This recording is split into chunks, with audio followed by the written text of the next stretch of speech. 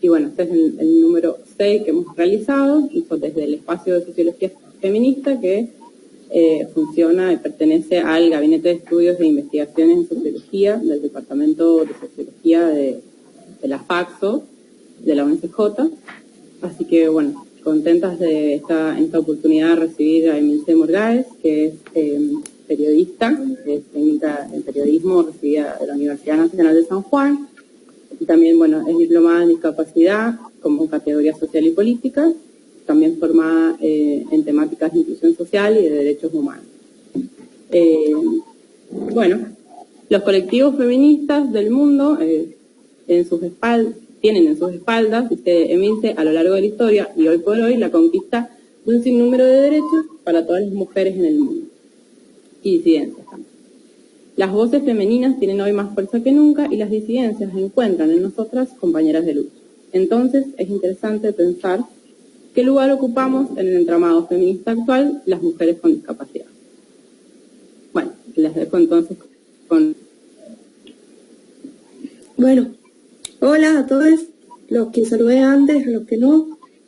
El agradecimiento por el trabajo, más que por la invitación, porque me parece fundamental los trabajos intersectoriales, así que a la Caldera y a todos los compas que andan por acá, agradecimiento por meterse en ese barro, básicamente. Y como vos decías, Marce, bueno, temón, ¿no? Cuando ustedes me convocaron, colectivos feministas y mujeres discas. Temón porque creo que ahora más que nunca el feminismo está teniendo el protagonismo que siempre debió tener y que esta interseccionalidad también se da en la lucha de los colectivos feministas, pero el colectivo que vengo en este caso, si queremos decirle representar, está como en más problemas en el sentido de la representación, porque es una representación compleja. Y yo en este punto, como vos decías recién, soy periodista, hago preguntas y es lo que voy a hacer en este punto, las voy a poner a laburar. ¿Qué tan cerca creen ustedes que está, si es que estuviera, estos dos conceptos, discapacidad y feminismo? ¿Y por qué sí o por qué no?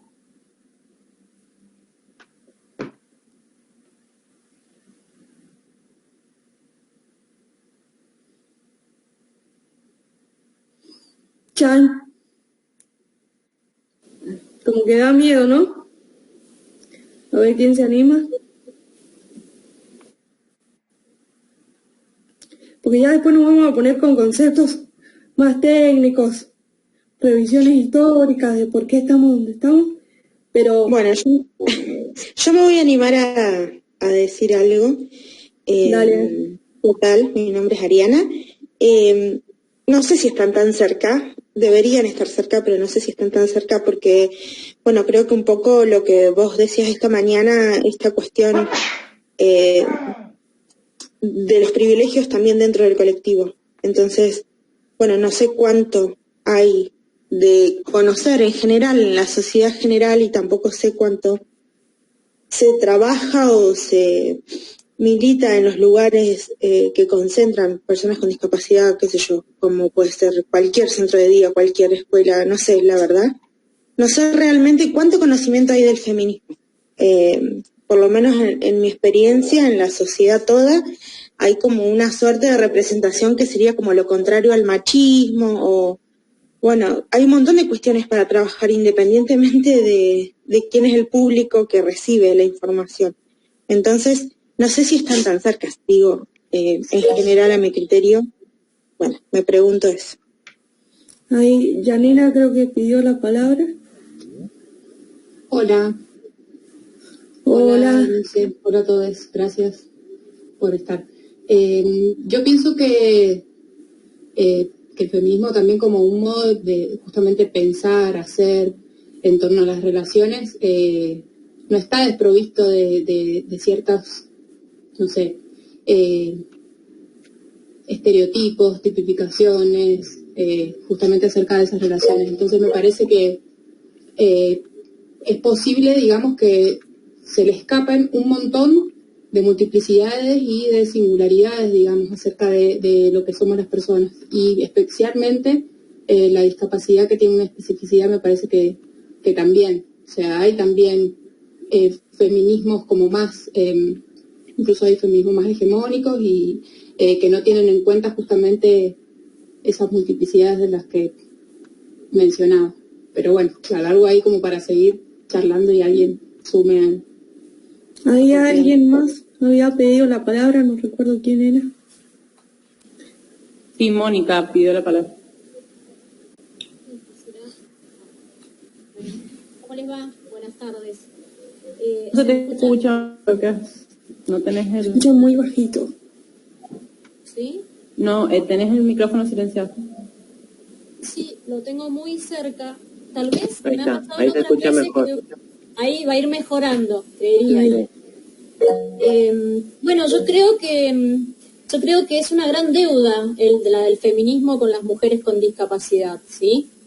Tenemos que entender, no recuerdo en este momento qué número fue el encuentro de La Plata, pero en el Encuentro Nacional de Mujeres de La Plata, por primera vez, las mujeres con discapacidad pudieron dar los talleres en primera persona, ¿no? Entonces, tuvieron que pasar muchos encuentros para que nuestras mismas compañeras nos visibilizaran y nos dejaran ser parte de estos diversos feminismos, ¿no? Pero como sujetos de derecho, como sujetas de derecho. Entonces creo que en general el feminismo tiene una gran deuda, creo que tiene que ver igual las mismas formas del patriarcado, ¿no? Donde no se han visibilizado otras formas de opresión, por ejemplo, como la de las mujeres con discapacidad y sus diversidades también, ¿no? Entonces creo que eso. Y que creo que las mujeres con discapacidad como que estamos ahí teniendo en cuenta que no existe la accesibilidad, ¿no? Como yendo muy despacio para poder hacer lo nuestro en este colectivo. Pero también creo, no solamente que es necesario, sino que creo que es el feminismo también, los feminismos populares, quienes nos van a dar la oportunidad a este colectivo de poder como avanzar. Bueno, ahí tiraron un par de conceptos que... Qué bien este render y que nos conociéramos hace un montón. Porque hablaron de multiplicidad, cosa que me parece central, súper necesaria, y hablaron también de integración, ¿no? En este punto nos tenemos que poner, me parece, un poco más técnicas y tenemos que empezar a revisar. Creo que nadie es completamente desconocedor de lo que voy a decir a continuación, pero vamos a empezar a hablar de modelos de discapacidad a lo largo de la historia. Imagino que en mayor o menor medida los conocen, sino que alguno me diga qué sabe respecto del modelo de prescindencia, modelo médico y modelo biopsicosocial. Si más o menos tienen una idea más por arriba o menos por arriba de qué se trata cada uno. Si no, les cuento a grandes rasgos para que nos ubiquemos en tiempo y espacio, básicamente. Bueno, sabemos que los modelos son paradigmas, son formas de entender el mundo y que nos han configurado y que están y deberían haber estado siempre en constante cambio, en constante deconstrucción, esta palabra que es tan linda, tan rica y tan potente a la vez. Y si empezamos por el principio, que es la única manera de empezar, nos vamos a encontrar con un modelo de prescindencia.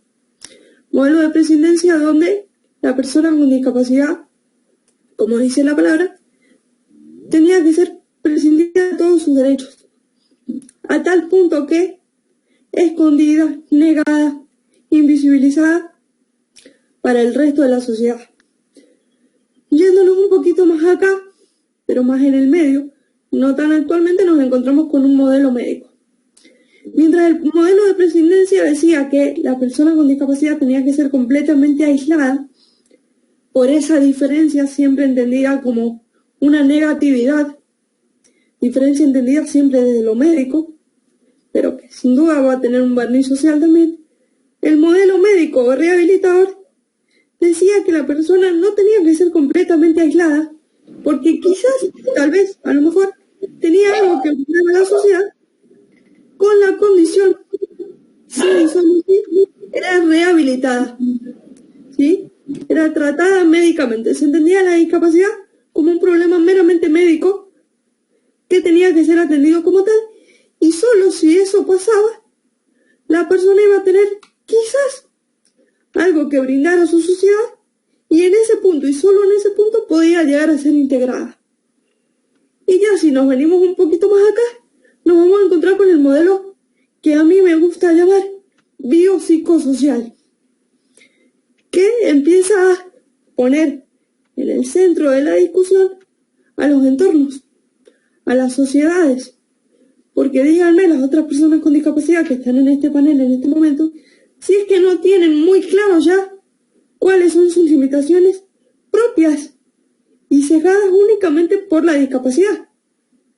Pero ¿cuántas de esas limitaciones comienzan, se agravan, no terminan cuando nos encontramos con un entorno que nos incapacita todavía más? De aquí la naturaleza del nombre del modelo biopsicosocial. Todavía nos encontramos, y acá quiero que me cuenten también la experiencia de las otras personas con discapacidad que están acá ahora, porque podemos decir que nos encontramos como con un pie en el modelo médico y el otro queriendo ir hacia el modelo biopsicosocial. Es como que vamos y venimos, ¿viste? Cuando saltas la cuerda, como depende ustedes, porque yo no la salto. Pero es como que vamos y venimos en eso según el caso, según la persona, según la respuesta política también, ¿no? Que muchas veces lo que falta para dar ese salto con los dos piecitos o con las 4 ruedas, como en mi caso, hacia un modelo de verdad biopsicosocial y que entienda básicamente a las diferencias como algo positivo, cosa que en relación a la discapacidad siempre se ha visto con un sesgo totalmente negativo, con una connotación del no se puede. El no se puede lo tenemos por delante, pero metros y años luz.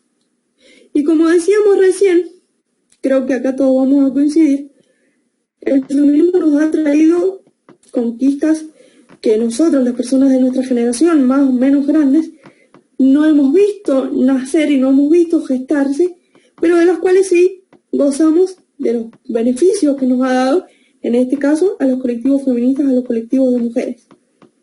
Pero, ¿qué sucede con las mujeres con discapacidad? Estamos todavía en un entorno muy conservador para muchas cosas, entendiendo justamente, como les decía recién, que está el juego de ir y venir entre el modelo médico y el modelo social, porque hay una sociedad que no se hace cargo de la parte que le toca, en lo que tiene que ver con integración, con universalidad y con derechos que realmente estén garantizados para las personas con discapacidad, y los feminismos no escapan a esta falta todavía que hay en relación a nuestros derechos, a los derechos de mujeres con discapacidad. Cuando nosotros elegimos un tema, charlando con Marce puntualmente, dijimos sobre qué vamos a debatir, porque tela para cortar hay un montón, y nos decidimos ceñirnos a lo que tiene que ver con derechos sexuales y reproductivos de mujeres con discapacidad. Les cuento un poquito por qué. Yo soy integrante y un poquito voz en la provincia de San Juan de la Red por los Derechos de las Personas con Discapacidad, REDI en toda Argentina, y previo a la pandemia, año 2019, se empezaron a realizar una serie de encuentros para mujeres con discapacidad, distintas discapacidades, en puntos que se consideraron centrales del país. Así es que, por ejemplo, en Córdoba nos encontramos mujeres de la provincia de Córdoba, por supuesto, San Luis, Mendoza, Córdoba y San Juan. Y creo que no me está quedando fuera ninguna, pero esas fueron las provincias con las que nos encontramos, donde se dio esta discusión de derechos sexuales y reproductivos para mujeres con discapacidad. Esto se dio en el marco de talleres de sensibilización, y la verdad es que saltaron cosas atroces. Cuando digo atroces ¿por qué?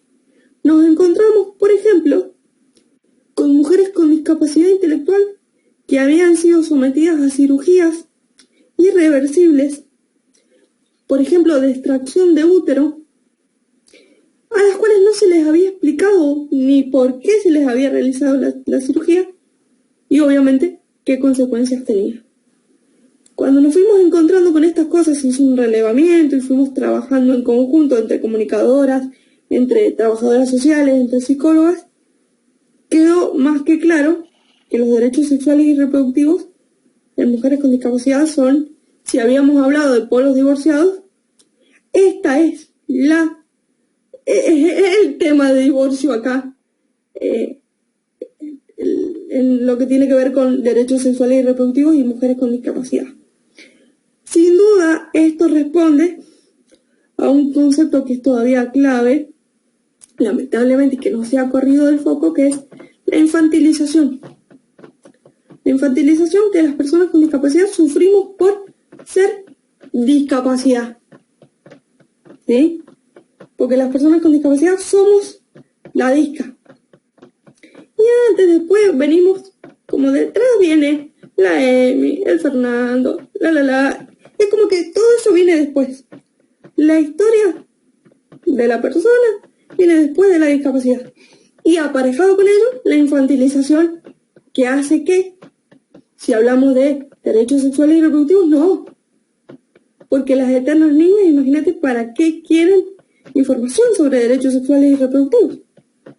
Tal es así que mujeres han sido sometidas a cirugías y en este punto hay una información que es fáctica y muy importante, que es en el año que corre, el año 2021, hemos logrado desde el colectivo de personas con discapacidad en el país que se derogue una ley que es la 26778, después les voy a pasar bien el número, que autoriza a terceros, sea padres, sean parejas. Parejas es como un tema complejo de tratar en relación a personas con discapacidad, pero siempre personas a cargo, que por decisión de esa persona a cargo, la persona con discapacidad sea sometida a cirugías irreversibles, por supuesto, en lo que tiene que ver con derechos sexuales y reproductivos, sean vasectomías o ligaduras de trompas.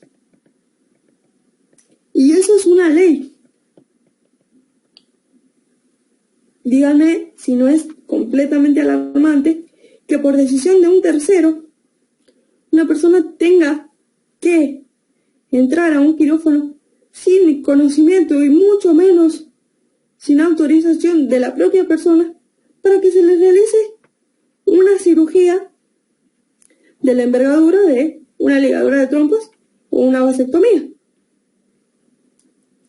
Cosa que sin duda está muy ligada a la infantilización. ¿Y por qué? Y ahora yo quiero que ustedes piensen, ¿por qué se nos niega este derecho, el derecho a la autonomía de los cuerpos? ¿Cómo se entiende a los cuerpos socialmente? Saquemos el rol de la persona con discapacidad. ¿Cómo se entiende a nuestros cuerpos? Para que lleguemos a consecuencias como cirugías de esterilización en personas con discapacidad. A ver quién se anima a pensarlo y tirar una idea.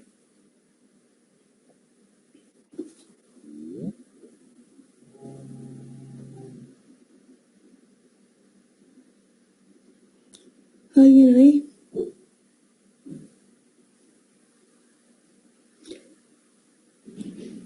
Esto quizás sea consecuencia de que se entiende a la sexualidad, a la ESI, a los derechos sexuales y reproductivos, como la relación con otro cuerpo, ¿sí?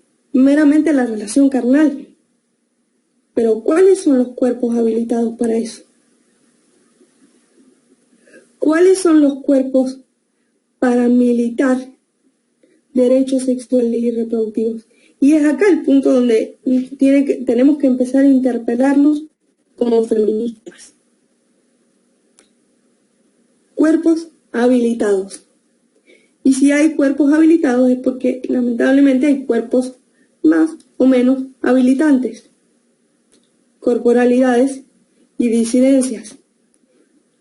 Inevitablemente, en todos los colectivos hay referencias y referentes. Pero hay que cuidar mucho cuando esas referencias o referentes se vuelven únicas voces. Ni que hablar cuando esas únicas voces no se ven atravesadas por la temática. Es muy común, lamentablemente, y acá quienes trabajan asiduamente la temática de la discapacidad, lo hemos hablado esta mañana en otro conversatorio donde nos hemos encontrado, que se hable de temáticas de discapacidad sin involucrar a personas con discapacidad. No les estoy diciendo recién que, por ejemplo, personas sometidas a cirugías de esterilización sin autorización. Si eso pasa es porque evidentemente las personas con discapacidad nunca hemos tenido el protagonismo que merecemos por ser personas. Y si hablamos de derechos sexuales y reproductivos, justamente porque se entiende al derecho sexual y reproductivo como la relación sexual. Y es acá donde yo creo que lo que se tiene que trabajar es una ESI con perspectiva de discapacidad. Pero una perspectiva de discapacidad que no sea unilateral. ¿A qué me refiero con que no sea unilateral? No solo que nosotras podamos acceder a la información, digo nosotras, el colectivo de mujeres con discapacidad, sino también que esa información sea procesada por profesionales que se formen en materia de discapacidad. Porque de nada nos sirve ir, por ejemplo, a un consultorio con un ginecólogo o ginecóloga, llegar ahí y saber que nosotras gozamos de todos los derechos que gozábamos, más o menos conquistados en mayor o menor medida, pero llegar al consultorio y que el ginecólogo mire para ambos lados, o la ginecóloga también, cosa que si hablamos de feminismo es mucho más alarmante, mire para ambos lados hacia nosotras y nos pregunte, ¿y tu mamá? ¿O con quién viniste? Por ejemplo, conceptos como accesibilidad. Accesibilidad está muy entendido como accesibilidad física. ¿Qué tiene que ver con que las personas como yo, que tenemos discapacidad motriz, que en mi caso soy usuaria de silla de ruedas y de un caminado, podamos llegar y entrar en los lugares? Pero la accesibilidad no se termina en que yo pueda entrar si van a pasar este tipo de cosas. La accesibilidad no se termina en que una persona ciega vaya a un consultorio médico y le entreguen sus estudios impresos en papel y le digan, acá está, mucha suerte, nos vemos en la próxima consulta. La accesibilidad no se termina en que una persona pueda entrar cuando se trata de una persona sorda, que tiene que, porque no todas las personas sordas leen los labios, tiene que hacer el intento de leerle los labios al profesional que le está atendiendo, y si pudo bien, y si no, se ve obligada a concurrir con un acompañante cuando digan ustedes si les gustaría ir, por ejemplo, al proctólogo con un acompañante. Si quieren, genial, pero y si no, tiene que existir la posibilidad de que no, cosa que no sucede por no existir una ESI, una educación sexual con perspectiva de discapacidad que, como les dije recién, no sea unilateral. Porque nosotros, las personas con discapacidad, conocemos nuestras limitaciones y a lo largo de nuestra vida o de la convivencia con la discapacidad nos hemos hecho de las herramientas para apalear esa diferencia que no vienen dadas esas herramientas del otro lado. Pero ¿qué pasa si yo sé que puedo con todo y de repente un médico, una persona con la que voy a hacer un trámite, me trata como si yo tuviera 5 años porque estoy sentada donde estoy sentada? Todos los aspectos de la vida política necesitan una perspectiva de discapacidad. Y si los aspectos de la vida política se consiguen y las luchas de la vida social y política sin duda se consiguen por la lucha de los colectivos como es el colectivo feminista, es una deuda de los colectivos feministas la integración de las diversidades. Lo habían dicho recién y me parece central. Es una deuda de los colectivos feministas la integración de las diversidades, pero no sobre lo ya armado, sino desde lo que se gesta desde el principio. Sean marchas, sean encuentros, sean este tipo de encuentros y sean todas las iniciativas que nazcan de diversidades, porque empiecen a mirarse cada uno de ustedes en la cámara que se les refleja y miren al que tienen al lado y díganme si es igual a ustedes o al que está del otro lado o al que está más abajo. Seguramente no. Puede que nos parezcamos en géneros, en elecciones, en autopercepción o no, pero en la medida en que entendamos que en ser diferentes está lo positivo y que ser diferentes nos tiene que poner a laburar, vamos a ver arrancado siquiera a empujar. Empujen ustedes la silla, yo en un camino. Se los digo desde ya. No sé si tienen alguna pregunta, alguna acotación, algún chiste negro. Miro para el centro de la pantalla. Estoy esperando que lo hagan.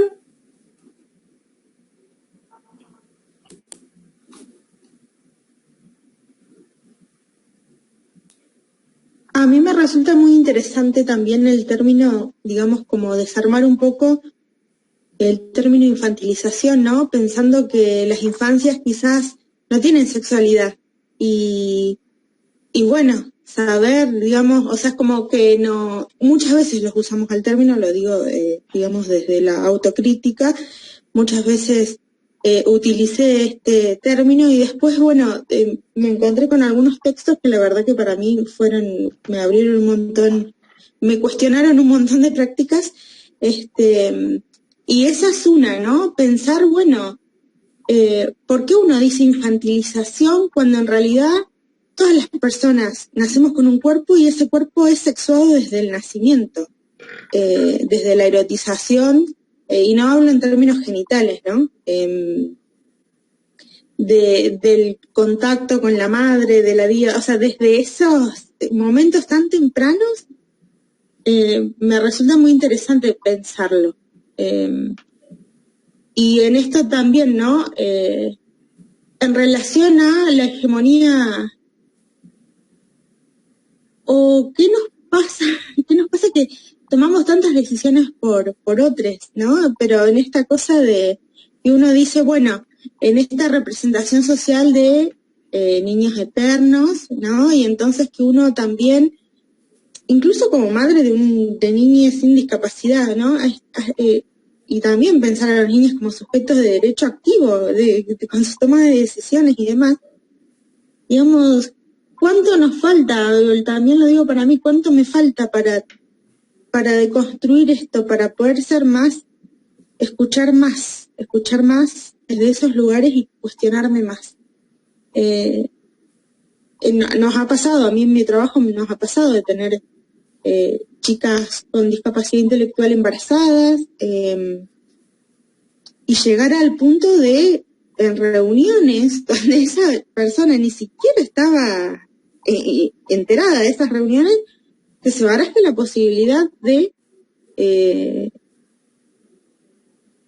una ligadura de trompas, o sumamente violenta, digamos, situaciones como sumamente violentas, y no estoy hablando del 1800, estoy hablando ahora. Bueno, la verdad, muy interesante. Nada, pienso en vos alta. Gracias. ¿Sabes qué? Ari, yo te escucho. Y pensar estos conceptos y pensar estos ejemplos, por ahí poner estas luces rojas, estos semáforos, es sumamente enriquecedor para cuestionarse los privilegios, porque déjenme decirles que yo me considero una mujer con discapacidad con privilegios dentro de mi colectivo. Uno de ellos es la posibilidad que he tenido de formación académica, que es un escalafón al que no todas las personas con discapacidad pueden alcanzar, por una multiplicidad de factores, por supuesto. El entorno también considero que ha sido sumamente positivo o sumamente enriquecedor, por momentos también negativos y por momentos en contraste con muchas cosas que se me dijeron al principio, que cuando empezaron a ser una realidad fue como, pero vos podés con todo, pero cuando empezaba a poder con todo es como, ¿y ahora? Pero vuelvo a retomar, son privilegios con los que he contado. Y yo escuchaba la anécdota de Ariana y me voy a tomar el atrevimiento de contarles una anécdota para que ustedes vean el nivel en el cual, porque para mí esta anécdota me sirvió para decir, ok, esto se pregunta a la gente de verdad. Porque muchas veces, creo que siempre, no muchas veces, tenemos que estar abiertos a decir desde dónde nace la intriga o el interrogante en el otro para de ahí partir. Yo me encontraba hace unos años en una fiesta a la que había llegado por amigos de amigos de amigos de amigos, porque pues así la juventud, y una persona que me ubicaba de haberme visto en redes sociales por una movida que se hizo en el momento, me dice, después de haber tomado algo, una chica, ¿no? Después de haber tomado algo, conversado, reído, me dice, yo te quiero hacer una pregunta, y me anticipa, si vos te sentís incómoda, no me contestes. A todo esto yo le aclaro, mirá, vos preguntame lo que quieras, como lo puedo hacer acá con ustedes ahora. Porque entendí y aprendí que si la persona tiene una duda, lo mejor que yo puedo hacer es despejar esa duda. Porque la persona se va con un prejuicio menos, y eso en definitiva a mí y a mi colectivo nos viene bien. Entonces le digo, vos preguntame tranquila, yo no tengo problema. Tienen opciones. ¿Sobre qué fue la pregunta? A ver, ¿quién da más? Vamos a subastar la pregunta. Les aseguro que no va a adivinar nadie, pero tienen opciones.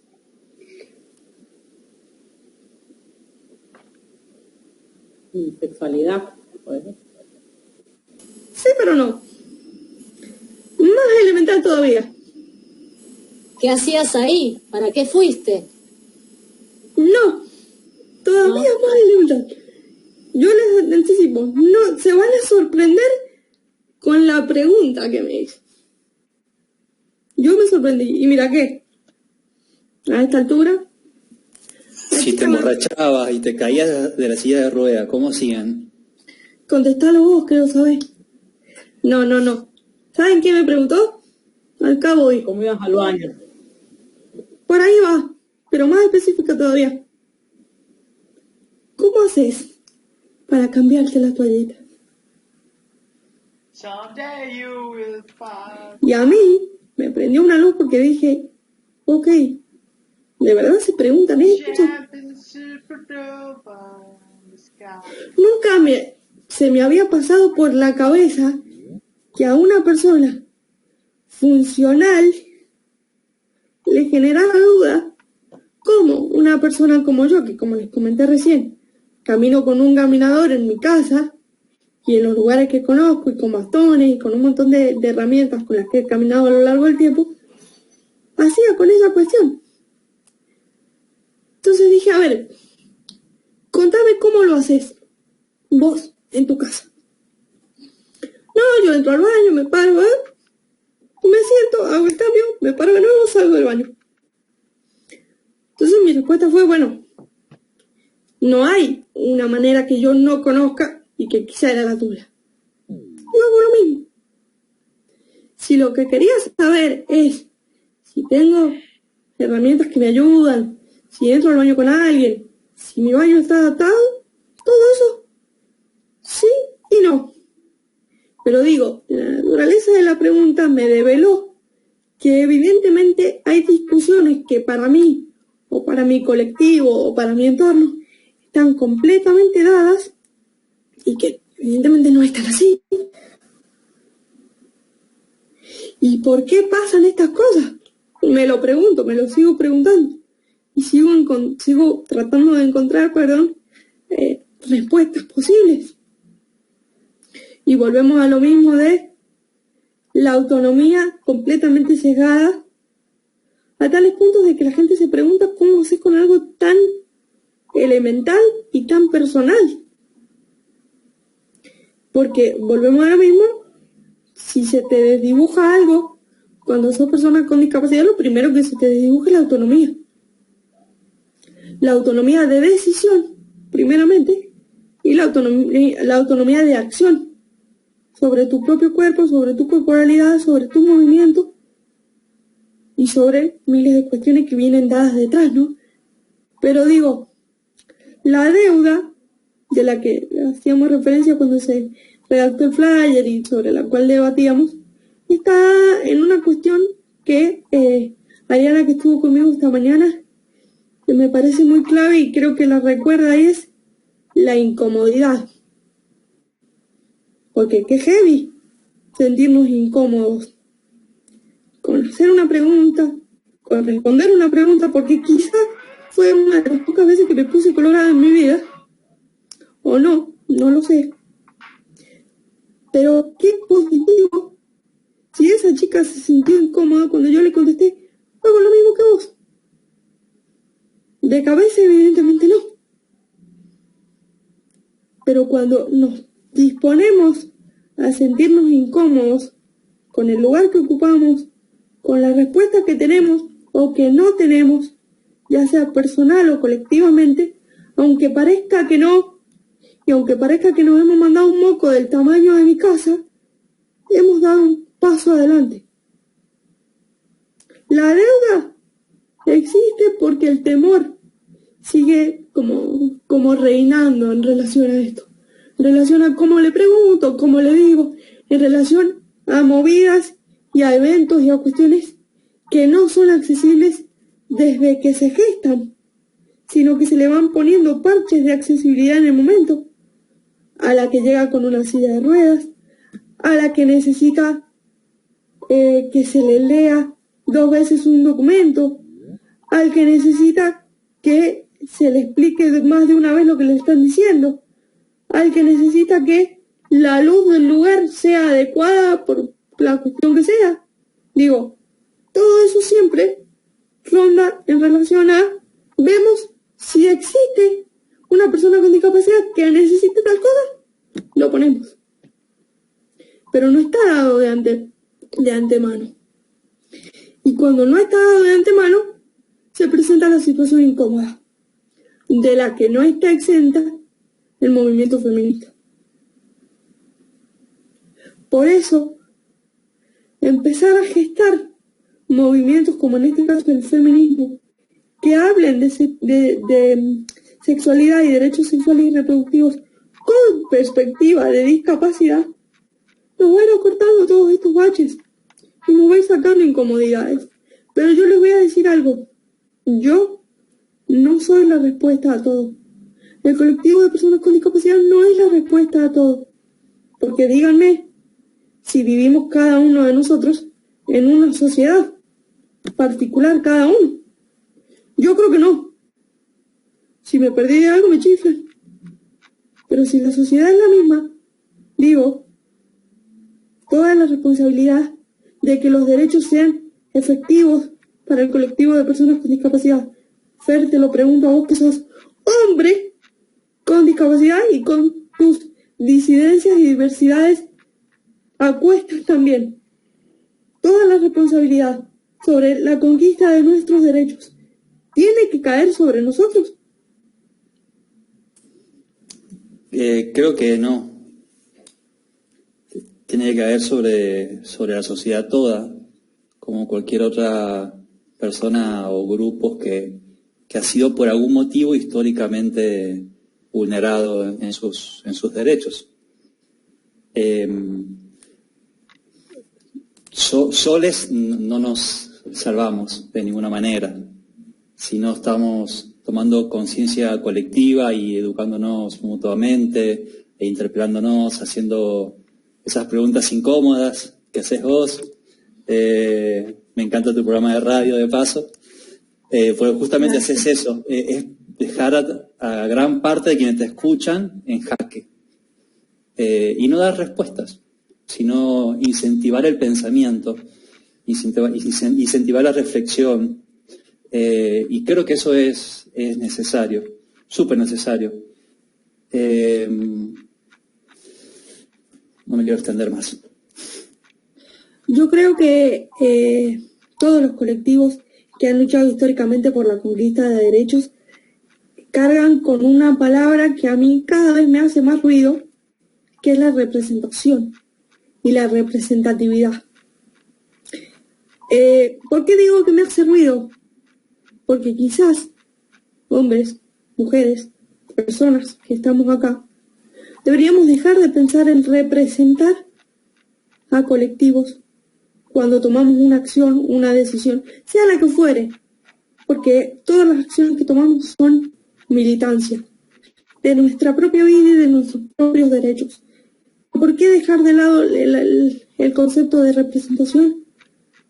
Porque quizás los demás, el que tenemos al lado, enfrente, a un costado, no quiere que lo representemos, sino que quiere tener verdaderamente a mano y poder echar mano a las herramientas que en definitiva van a tener que ver con conquista de derechos, pero por su propia cuenta y de la manera en que esos derechos les sean, miren el concepto que tomo, funcionales. Por eso te preguntaba y tiraba la piedra de que pensemos si siempre la responsabilidad está en el colectivo, sea el que sea el que nos represente y donde encontremos nuestro lugar. No está siempre en el colectivo la responsabilidad. Está en cada uno de nosotros, nosotras. Si es que nos disponemos a sentirnos incómodos con eso y con el privilegio que podemos tener o no de hacer llegar esas herramientas. Creo que había una pregunta por ahí. Hay alguien que quería hablar, no sé. Pero no tiene el nombre, por eso no. Hola, ¿soy yo? Ah, bien. Sí. Hola, ¿cómo les va? Me llamo Jimena Lechuga, soy psicóloga, soy de Mendoza, trabajo en un hospital de salud mental, monovalente, y trabajo en el servicio de internación de mujeres. Y nada, me pareció muy importante poder participar de esta charla y aprender de esto. Pero bueno, en relación a lo que está diciendo Ana, me surge como una pregunta de que es verdad que tal vez no es responsabilidad de ustedes la conquista de esos derechos, sino bueno, mucho de nuestro lado, de los profesionales que atendemos y como personas, ¿no? Pero digo, ¿cómo hacemos para que yo trabajo con 30 profesionales, ¿cómo hacemos para que esos profesionales se pregunten y participen en estos espacios también? Porque hacemos un ejercicio del poder sobre los cuerpos de los demás sin cuestionárnoslo ni siquiera. Y es muy difícil dar esos debates o esas charlas justamente con esas personas que son las que por ahí los vulneran más, con las intervenciones que hacen o dejan de hacer, ¿no? Como las consultas con la obstetra o con la ginecóloga, no sé, y las pacientes que pueden tener a sus hijos o no, y las que pueden maternar o no y quedarse embarazadas o no. Pesa mucho lo que hizo un equipo de salud mental sobre el cuerpo de una paciente y no son las personas que se están preguntando, digo. No sé, me pregunto. Bueno, yo agradezco la pregunta y creo que lo que queda en evidencia ahí es la falencia en las políticas públicas. En las políticas públicas que en este caso se van a traducir en el sistema de salud. Y la única forma, por lo menos viable en este momento, creo es, vos me acabas de preguntar cómo hacemos, acercarse a la persona con discapacidad, entendiendo y habiendo trabajado la limitación, sabiendo cuál es. Yo creo que nadie puede no comunicarte lo que quiere saber, lo que no sabe, lo que le falta, lo que tiene, lo que le sobra. Herramientas de comunicación hay un montón y tienen que ver con la predisposición a trabajar y desnudar, por supuesto, desde cada uno de los lugares que ocupamos en la sociedad como trabajadores, como militantes, como personas que salen a estudiar todos los días, desnudar las falencias en un sistema de salud que, por diversos factores, por este modelo social del que les hablaba que todavía no está del todo instalado, empezar a hacer la presión que creo hay que hacer. Presión que genere incomodidad y que haga ruido y que nos deje pensando, porque por ahí pensamos, por ejemplo, te digo, políticas públicas y uno dice, uy, pero es re difícil, ¿yo cómo llego a ese lugar? Si yo soy una trabajadora, si soy un trabajador, si soy un estudiante, si no tengo idea, no tengo contactos. La herramienta está, primero que uno se sienta incómoda con eso y después con que los cambios se hacen desde adentro, se gestan desde adentro y creo que la La enseñanza primordial que nos han dejado los colectivos, en este caso colectivos feministas, colectivos de diversidades a lo largo del tiempo. Nadie tenía asegurado que fuera a salir bien o que fuera a llevar poco tiempo. Pero si entendemos que las políticas públicas responden a los reclamos sociales, el reclamo tiene que empezar a ser de verdad social. Social y colectivo, me parece. No sé si alguien tiene algo para aportar a esa respuesta.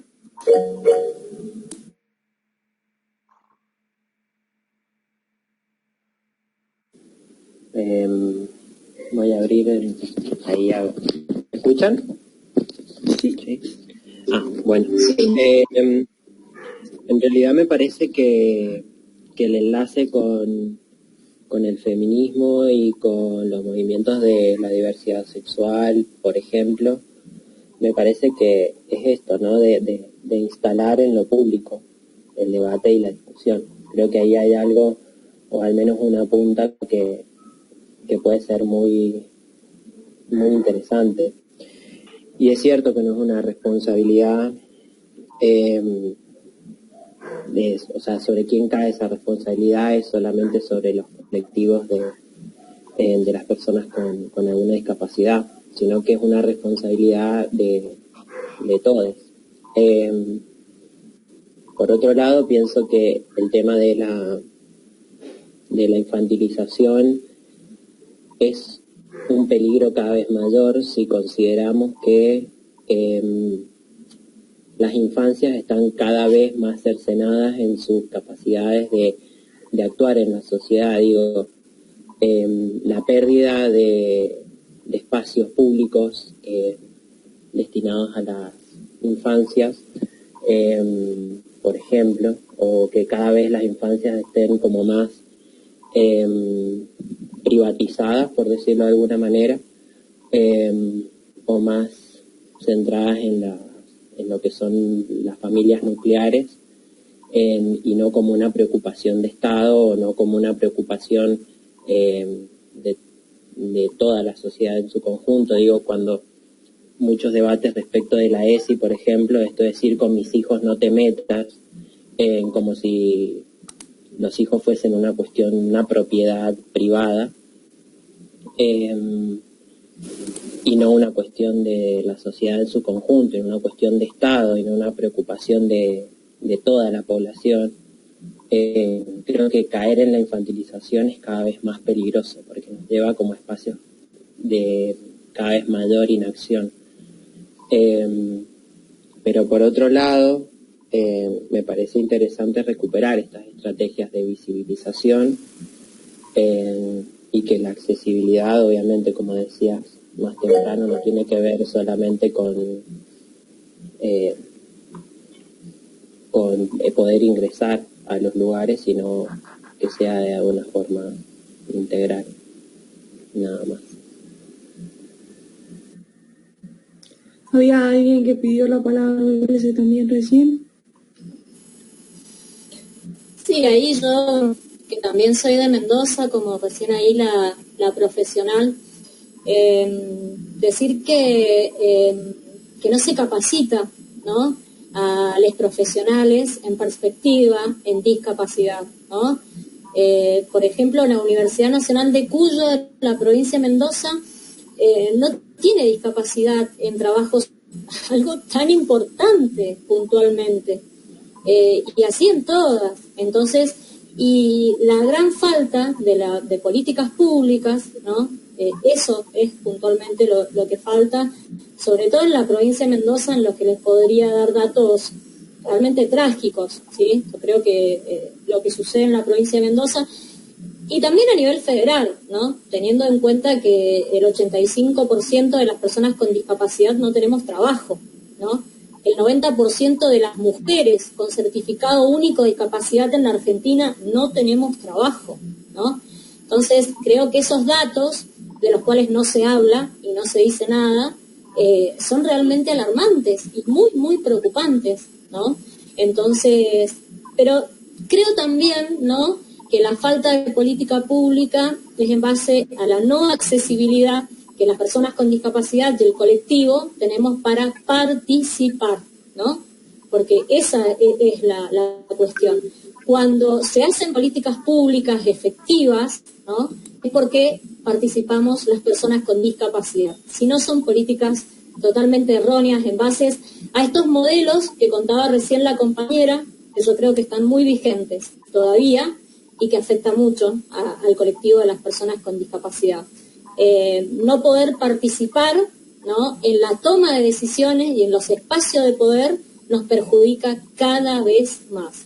Pero creo que ahí vamos, y no sé si hay acá más personas con discapacidad, creo que tenemos que insistir en que queremos participar y que queremos ser escuchados y todos, porque muchas veces, teniendo la misma discapacidad, son realidades totalmente diferentes.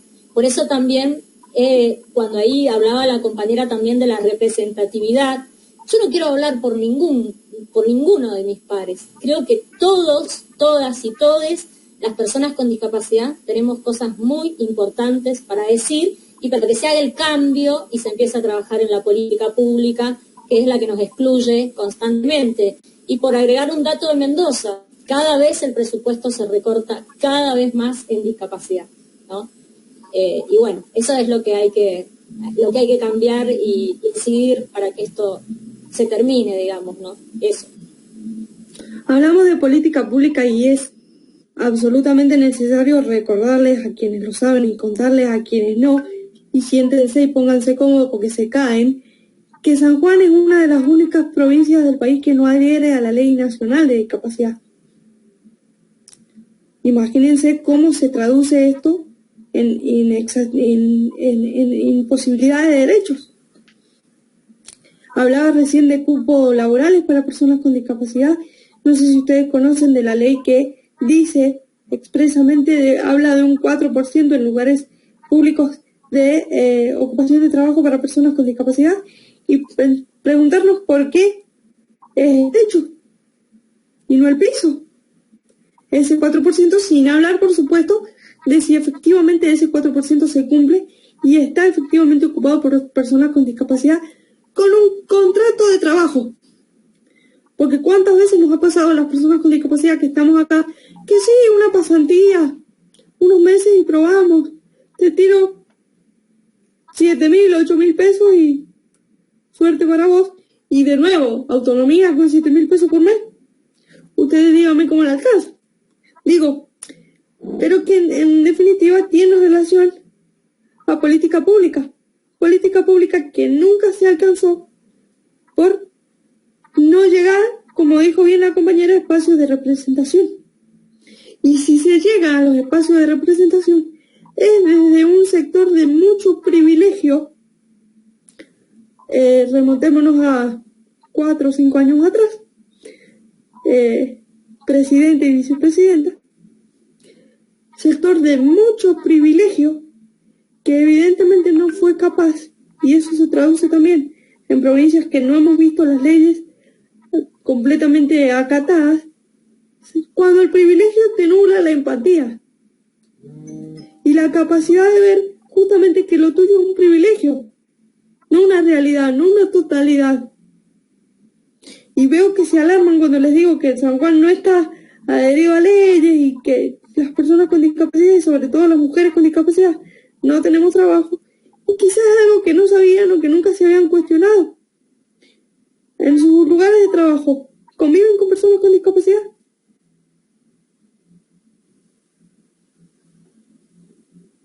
No. Evidentemente. Y díganme si eso no es una no política pública, o una política pública excluyente en todo caso. ¿Cómo se empuja? Desde adentro. Como toda política pública, como todo derecho alcanzado, hablemos de matrimonio igualitario. ¿Cuántos años lo empujaron? ¿Cuántos años lo sacaron a la calle? ¿Es una conquista? Sí. Posiblemente no veamos el resultado hoy y mañana, pero también es una realidad que se están poniendo en la mesa como nunca antes. Pero si no lo tomamos, entendiendo que no tenemos que hablar por nadie, como dijo la compañera, sino efectivizar que las herramientas estén para que cada uno de nosotros hable por nosotros, ahí está la clave, me parece.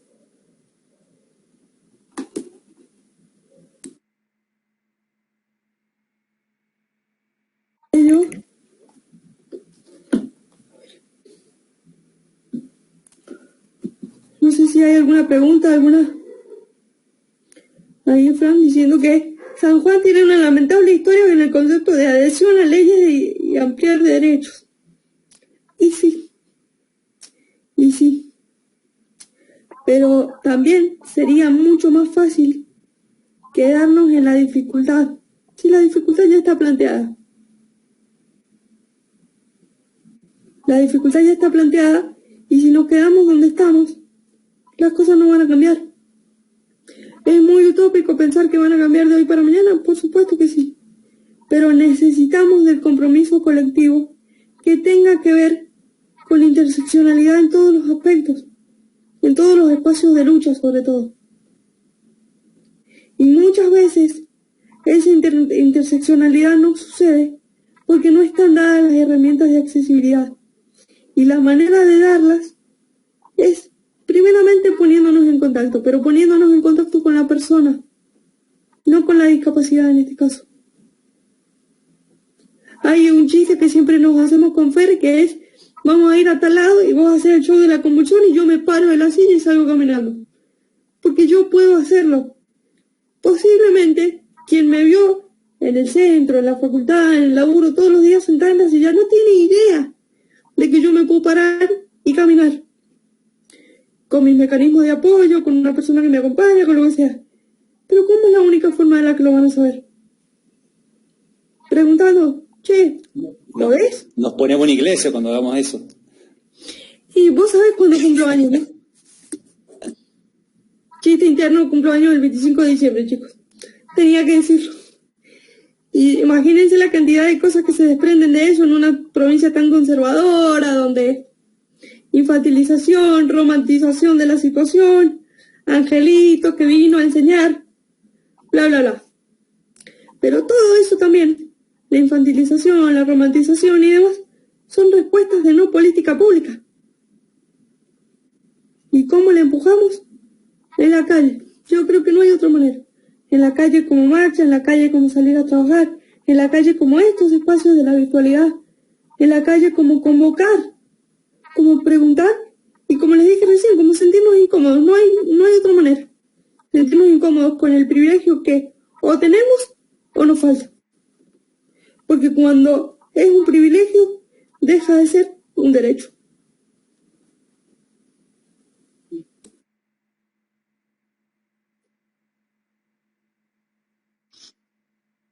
Emi, te hago una pregunta por ahí, no sé bien cómo formularla, pero pensando volviendo al tema de la sexualidad, como decís, una deuda, ¿sí? Digamos, cuáles si tienen, digamos, colectivo, estrategias, digamos, en esta, de decir que es una deuda, porque ¿a qué te referís con eso? Y también, bueno, si hay estrategias, o sea, si hay espacios donde se hable de eso, o eso. Mira, es una deuda porque donde no hay accesibilidad plena a un derecho, hay una deuda con un colectivo.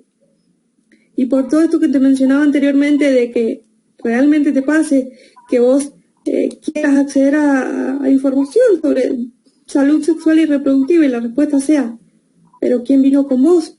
¿O no te hace falta? O, por ejemplo, te voy a contar también el ejemplo de una chica ciega que es mamá de una nena de 5 años que no tiene ninguna discapacidad. A lo largo de su embarazo, por lo menos 6 veces el médico le dijo: estamos solos, contame, confíamelo, ¿te violaron? ¿Sí? Y vos decís, ¿cuánta formación falta en ese profesional para entender que, en definitiva, el placer es un derecho? La decisión de maternar o no hacerlo, o cómo hacerlo, es un derecho. Entonces ahí está la deuda, en que el derecho no sea una realidad para todos los colectivos.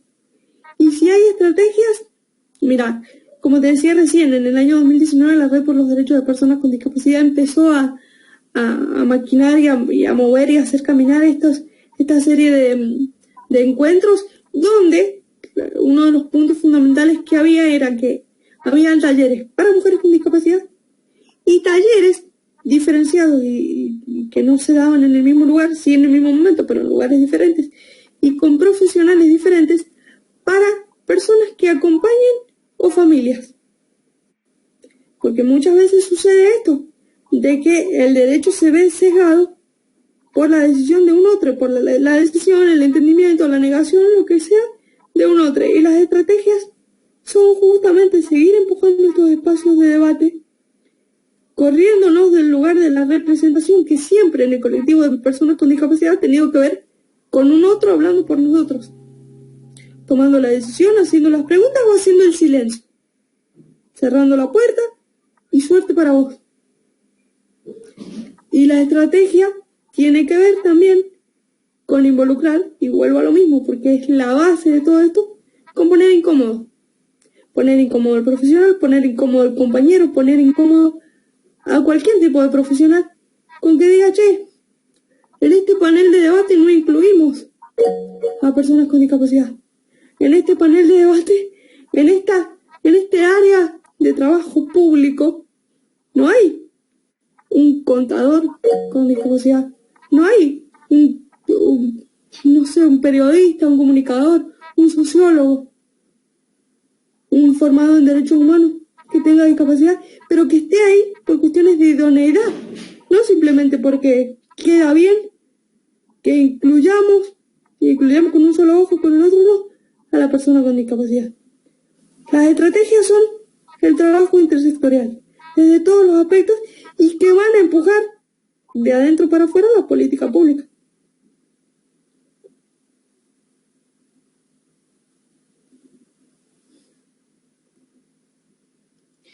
Bueno, no sé si alguien más tiene alguna pregunta, algún comentario. Tengo una pregunta para él. Hay dos personas más.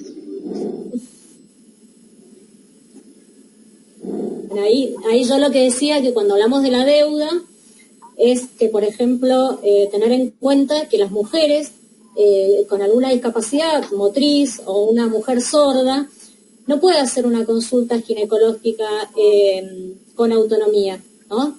Porque no existen los hospitales que tengan ni, por ejemplo, pesas. O sea, una mujer en silla de ruedas, en este caso la compañera se puede parar, pero que no se pueda parar, no la pueden pesar a los hospitales para pesar a mujeres que estén en silla de ruedas, algo que es primordial.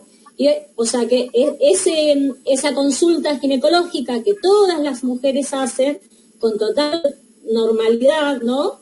No le sucede a las mujeres con discapacidad sordas, hablando siempre de autonomía, porque están en silla de ruedas. La camilla adaptable tampoco, así que ¿quién lo subiría hasta la camilla, por ejemplo, no? Entonces, eso, ¿no? Me parece que es una deuda muy grande. Pero además, toda la información sobre salud reproductiva que está en la red no está en formato accesible, ¿no? Entonces, me parece que la deuda de la información es primordial. ¿Quiénes tenemos que venir a marcarla? Las personas con discapacidad, porque realmente somos nosotros que notamos, ¿no? Que falta eso, ¿no?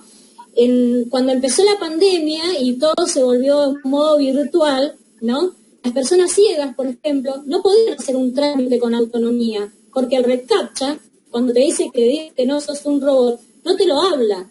Entonces la persona ciega llegaba hasta ahí, ¿no? Cuando todos hablamos de hacer todo virtual, todo digital, habían barreras y las siguen habiendo para nosotros. Y otra cosa que quiero agregar, que creo que también tenemos que debatirlo para dentro de nuestro colectivo, y que ahí comparto con la compañera que, por ejemplo, nosotras dos somos unas privilegiadas porque podemos hablar, o sea, estamos acá en esta simple reunión virtual pudiendo manifestar. Hay millones de compañeros que no pueden ni siquiera elegir qué zapatillas comprarse, no sé, por decirlo de alguna manera, ¿no? Compañeros de nuestra edad, ¿no? Ni hablar de cobrar su pensión y poder manejarla, o sea, nos falta mucho. Entonces también tenemos que darnos nosotros para adentro, digamos, ¿no? Como una discusión dentro de nuestro colectivo, las diferentes diversidades y las diferentes discapacidades, porque los compañeros solos, ¿sí?, prácticamente viven un mundo aparte. Y los compañeros que tienen una discapacidad intelectual, ni hablar, ¿no? Entonces, necesitamos políticas anticapacitistas, ¿sí? Porque creo que eso es fundamental. Que integren al otro, ¿no? Que no lo dejen por afuera. Me parece que eso es como fundamental. Y ni que hablar de las discapacidades no visibles, ¿no?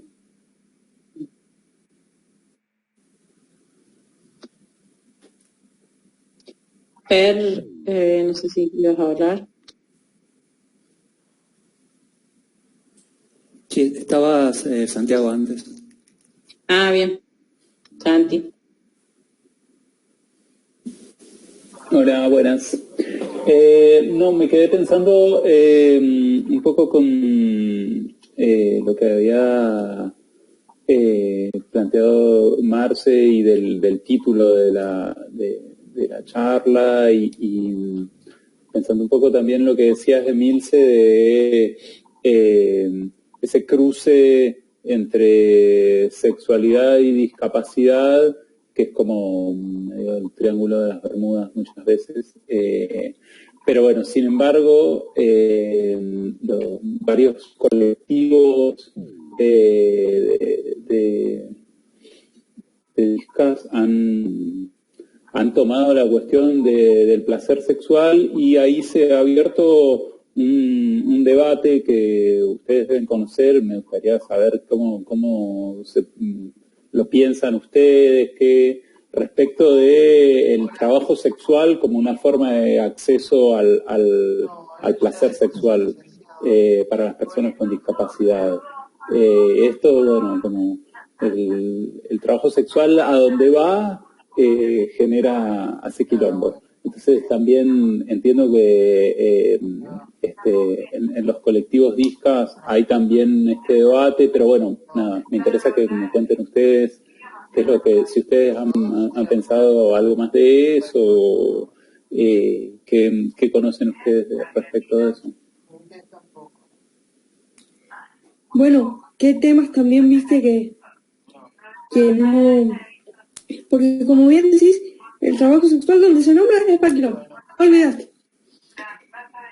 Y un quilombo que siempre queda en quilombo, porque el quilombo que no lleva a la acción, que ese es el tema, ¿entendés?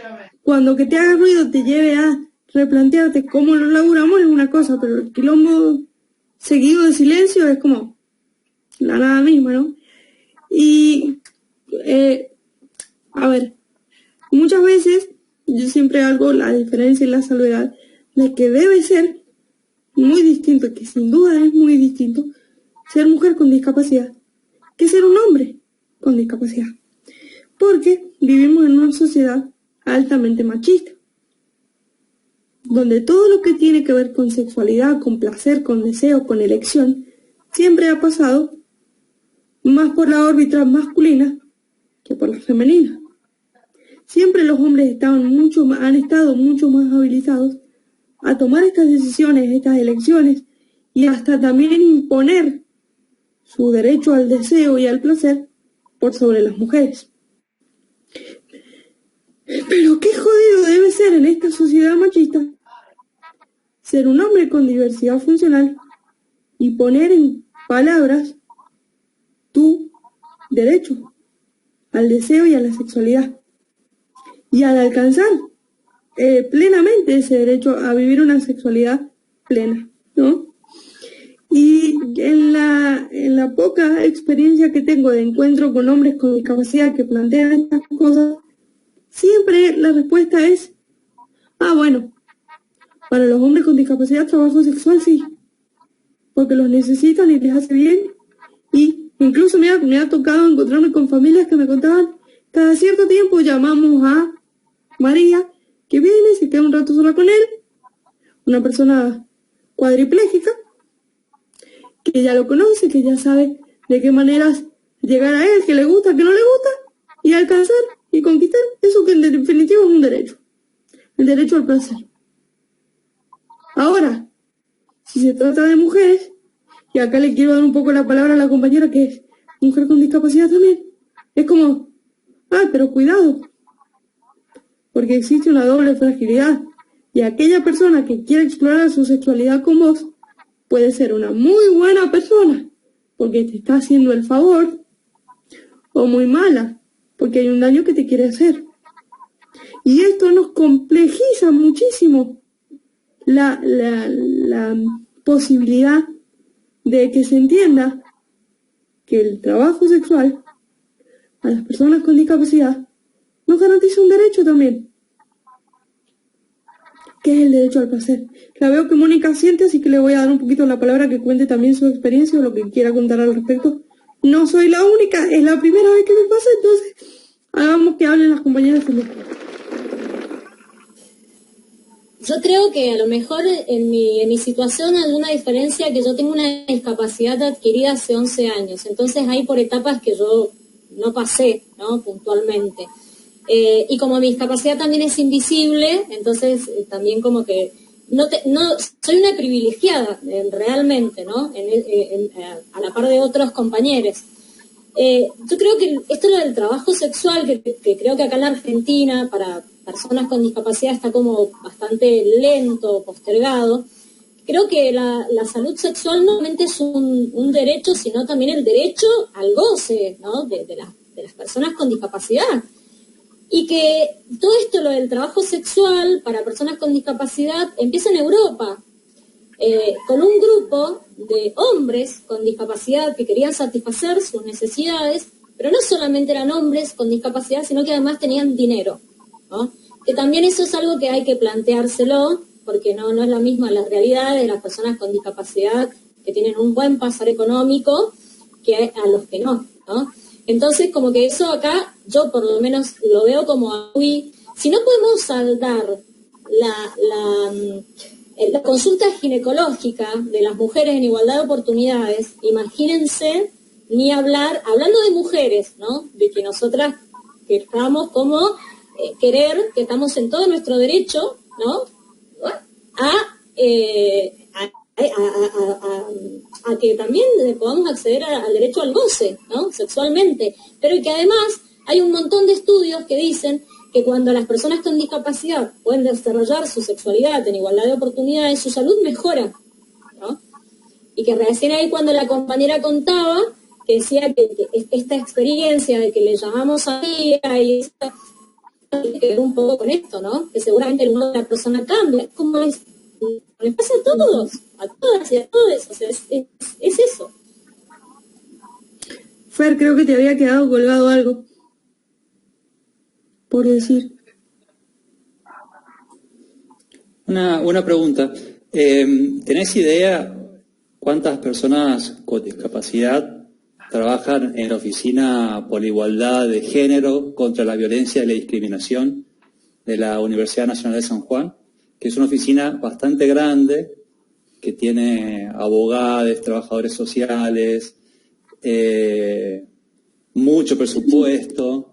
De hecho, es varias veces más el propio INADI, que es chiquitito en la provincia de San Juan, y que, por supuesto, el INADI atiende a toda la provincia si es necesario, mientras que esta oficina de la UNSJ solamente está para atender en situaciones de violencia y discriminación a la comunidad universitaria. Porque no, al menos con discapacidad visible, no conozco ninguna. No. ¿Sí? Entonces, ahí está también la UNSJ empezó a trabajar el cupo del 4% hace algunos años, pero ¿de qué manera se trabajó la inclusión también, ¿no? Asignando a cargos no docentes, te mandan a mesa de entrada, poner un sello, por más que tenga 25 títulos de grado, ¿viste? Eso no les importa nada. Entonces también existe por parte de los sectores incluso más formados, más académicos, más progresistas, más peronistas, si lo querés decir, porque en este momento esa oficina es manejada por alguien que proviene, ¿no? del peronismo, y antes también lo fue, o sea, con la gestión del rector anterior también lo fue. Sin embargo, sigue siendo el acceso para ciertos privilegios, ¿no? Para ciertos sectores privilegiados, para ciertos sectores académicos privilegiados, porque vos también tenés tu trayectoria en la universidad y tu trabajo, etcétera. Y alguna vez te convocaron para eso. O sea que también tenemos que cuestionarnos, me parece. Yo en este momento no estoy vinculado a la UNSJ, pero hacer un mea culpa, ¿no? O sea, de quienes en algún momento tuvimos la posibilidad de estar vinculado a alguna institución académica, cuántas puertas cerramos a aquellos otros sectores que necesitan que esas puertas se abran. Algo similar está ocurriendo con el cupo laboral para personas trans, que solamente han contratado, porque es así, a 5 con contratos basura, que por supuesto los obligan a ser monotributistas, y te pueden echar cuando quieras. Así que son un montón de desigualdades o de injusticias que de alguna manera se han casi naturalizado, palabra que odio, pero creo que ayuda a comprender lo que nos pasa, y también a cuestionar esos privilegios. Y sobre el trabajo sexual, muchas veces se les pregunta a las mujeres sobre el trabajo sexual. ¿Y por qué no me preguntan a mí si no hice, o sea, siendo un varón que tiene sexo con varones, si hago uso de trabajo sexual? Porque tal vez a mí no se me juzgue por eso, ¿no? Mientras que la mujer es una puta, si lo hace. Y aparte, bueno, en fin, Santi es el experto en esto. Todavía no encuentro un trabajo que no sea sexual. Independientemente del género o de la preferencia sexual que tengamos, no encontré todavía un trabajo que no sea sexual. Creo que el sexo nos atraviesa en todas partes desde nuestras infancias, y tenemos casi esa especie de paradigma completamente discapacitante, ese paradigma de prescindencia en el que hay algunos sectores que te dicen si tenés derecho a vivir o si tenés derecho al placer o al disfrute o al acceso. También existen un montón de prejuicios sobre el sexo, ¿no? Y si tenemos ese derecho o no. O sea, yo creo que también hay que dar esos debates y cuestionar los feminismos, porque no hay un feminismo, hay muchísimos, y sentás a 2 compañeras y seguramente van a tener un hermoso debate, y si sentás a un varón o a una persona que no prefiera identificarse como varón o como mujer, que quiera salirse de la dicotomía, probablemente ni siquiera quieran tener un debate con esa persona, porque es varón o porque no se identifica claramente como mujer. Entonces, pateó el tablero y que sea lo que Buda, Dios, Alá quiera. Bueno, creo que el tablero está pateado. Acá por lo menos está pateado y eso es sumamente positivo. Me parece que, bueno, agradezco sus preguntas, sus incomodidades y expresar esas incomodidades o sacarse esas dudas, cuestionarse los privilegios, y me parece que es central que entendamos que, no sé quién lo dijo más temprano, creo que fuiste vos, Fer, solo no se salva a nadie, sola ni sola se salva a nadie, y podemos encontrarnos conviviendo con exactamente la misma discapacidad, pero donde la sociedad es tan incapacitante, la discapacidad es un diagnóstico. Nada más que eso, y puede ser exactamente el mismo y vivirse de maneras completamente diferentes y hasta opuestas. Y eso no está ni bien ni mal. Eso es una opción, una posibilidad. Lo que sí está mal es que como tal no exista la posibilidad, la opción, la elección. Así que sigamos laburando juntos, sigamos haciendo un quilombo, sigamos haciendo el quilombo que hay que hacer, porque en respuesta a tu pregunta, hace tiempo, desde que me egresé de la universidad, no estoy en contacto fluido pero temo tener que decirte que no hay profesionales con discapacidad en ese área actualmente. ¿Cómo no los han habido anteriormente tampoco? Es una realidad. Y vuelvo a decir lo mismo, no es porque tengan que convocarme a mí, sino porque simplemente no se cuestionan tener que convocar a uno. Digo a mí acá en San Juan, como puedo decir en Mendoza, Moni, que estás ahí, o sea, y no por tener una discapacidad, sino por ser profesionales. Porque la idoneidad no tiene nada que ver con la capacidad de trabajo y con la discapacidad. El tema es que les empieza a hacer agua la accesibilidad, el cupo, el quererle pagar un sueldo a una persona con discapacidad y un montón de otras cuestiones. Pero de la única manera que se empujan es sabiendo que no podemos empujarlos solos ni solas, evidentemente.